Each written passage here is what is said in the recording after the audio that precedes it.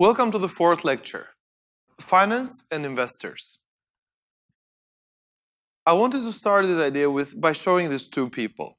What are their differences? Maybe you don't know them, but you have Leonardo Da Vinci on one side and Rubens on the other. Both very creative, both like painters in a way, but also they did more. But what is their main difference in the way they did things? Take a minute, maybe you can think of a few things. Of course, they lived in different times. So you can pause the video for a second.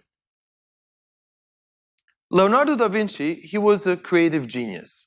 He created from paintings, he did research in biology, he mapped the human body, he built war weapons, he even built a gas mask. He built a helicopter design with the spiral, things that were made possible only later.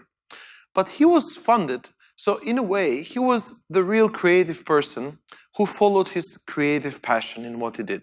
He was lucky that he got funded for his creation because a lot of his creation helped the king of that time to win wars and build these war machines. And in a way, he got some funding. But think about it, how many paintings did he paint? Probably you know only of one, Mona Lisa. Rubens, on the other hand, he is credited to have 1,500 paintings. And you might wonder, how did he do all that? And they're all beautiful. Well, the answer is simple. He didn't. He didn't do them himself. He used a lot of his students to do maybe 90% of the paintings. And he just gave some final brushes and that was it. It is called a Rubens painting. And they sell for thousands of dollars and so on. So, the key differences. One is a creative person, and the other is an entrepreneur. A person who empowers others, invests in other people, and uses their talent, their creation, to make more money and generate. That's Rubens. And Leonardo da Vinci is just a creative genius. And I wanted to use this example to talk about finance and money. So, three key things in this lecture. Financial statements, access to finance, and attracting investors. The first part, financial statements. Planning finances is budgeting. So in a way, financial statements start with the idea of planning. We need to plan numbers. And of course, sometimes artists or creative people think that, oh, I don't do this for the money. But you need to plan the money because you do have cost. And the moment you have cost, you need to have a budget. And the budget is a quantitative expression of a plan. Even if your interest is not money, but it's exposure. You want to have more fans. Still, a number. But to gain those fans, if you go to promote your business on Facebook, Facebook will charge you 20 cents or something like that, depending on the country, per view. So you need to pay some money to gain those followers. And for that, you need to plan to plan. Making financial assumptions. It starts by making financial assumptions because you can ask, if I start a business, how do I know how much something will cost? So, how fast can we grow without outside debt? How far can you go with your own money? What does it mean to grow too fast? Or in your industry, how can you grow too fast? Can you grow it on your own? Do you need to hire other people? Do you need to hire other machines? Do you need a better computer? Do you need to invest on a software? Do you need to buy or rent? All these are decisions that have cost implications. So, it is important to consider.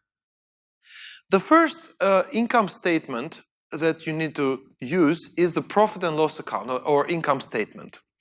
This is the simplest form that has two parts. One is income and expenses. You can find this in Excel. It's very simple. In your Microsoft Office, in Excel, you can find the template.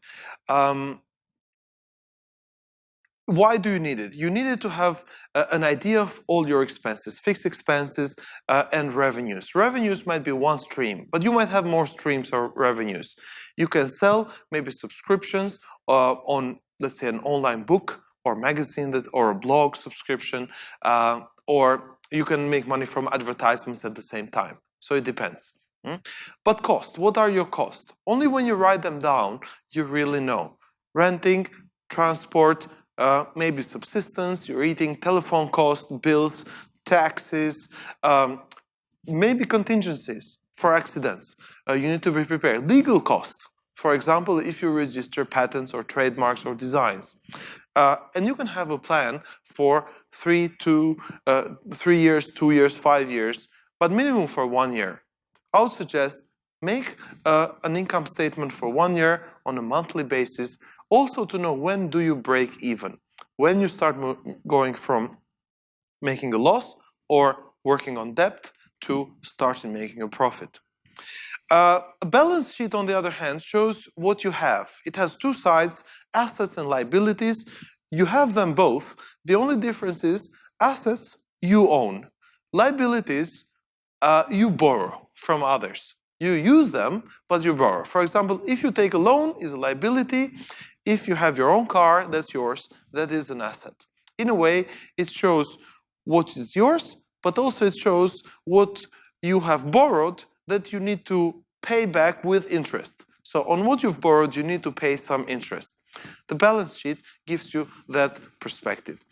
Most useful for you is income statement. So if you can, spend some time, download a template from Excel.